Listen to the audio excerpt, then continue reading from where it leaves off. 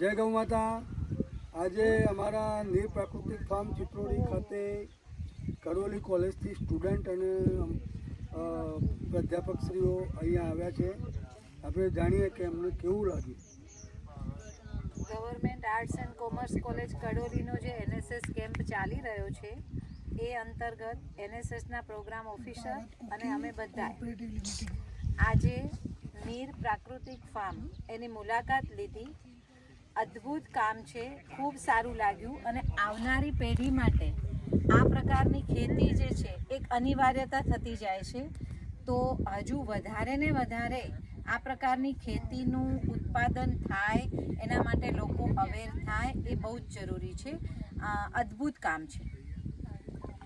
Thank you સાહેબ। આપણે કોઈ કેવું નીર પ્રાકૃતિક ફાર્મ ખાતે આ સતત બીજી વખત ખાસ શિબિર થઈ અને અમે બીજી વખત પણ આવ્યા।